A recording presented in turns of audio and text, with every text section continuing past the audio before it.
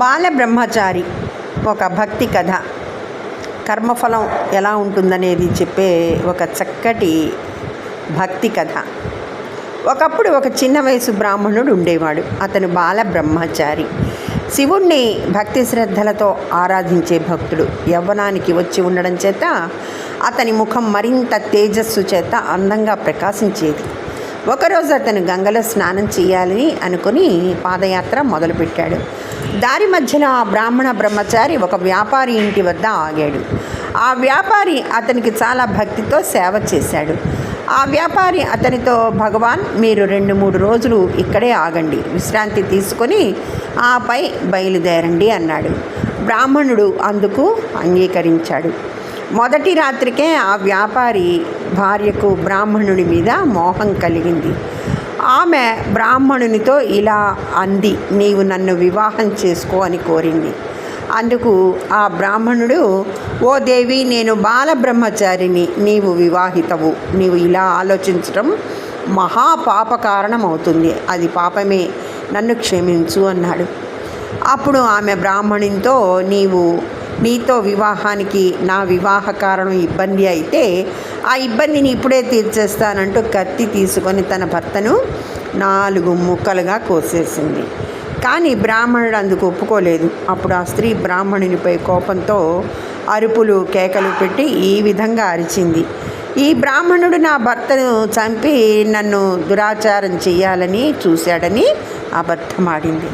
బ్రాహ్మణుని పట్టుకొని రాజు వద్దకు తీసుకువచ్చారు. రాజు అతనికి మరణదండన విధించాలని ఆజ్ఞ జారీ చేశాడు.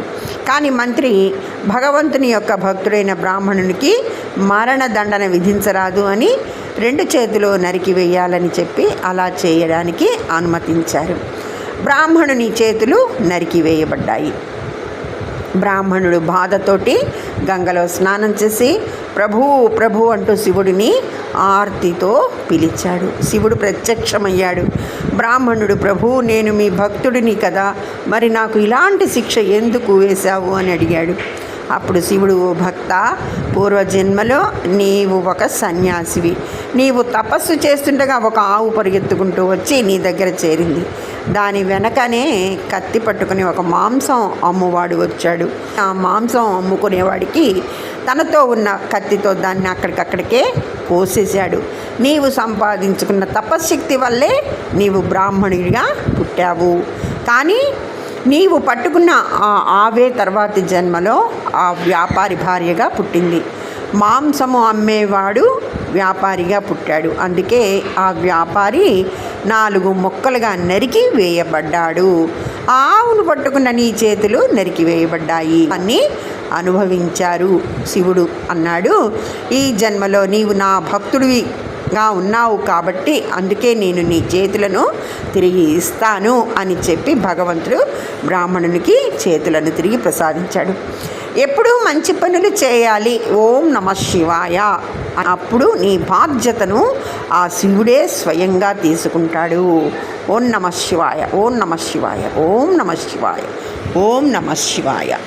ఆ శివయ్యని, ఆ అయ్యవారిని పూజిస్తే ఆ అమ్మవారికి చాలా ఇష్టమట. ఆ భక్తులు తన పతిని పూజిస్తున్నారు, తన పతిని ఎక్కువగా సేవిస్తున్నారు. నా పతిని తన పతిని అందరూ సేవిస్తున్నారు, నా పతి నామస్మరణ చేస్తున్నారు అని ఆ అమ్మవారు పొంగిపోతుందిట. అందుకని శివయ్యని పూజిస్తే అమ్మవారికి చాలా ఇష్టంట. అమ్మ దయ ఉంటే అన్నీ ఉన్నట్లే. అందుకని ఓం నమః శివాయ, ఓం నమః శివాయ, ఓం నమః శివాయ మంత్రాన్ని మనం ఎప్పుడూ చదువుకుందాం. ధన్యవాదములు. సర్వే జనా సుఖినో భవంతు. మీ హిమబాల.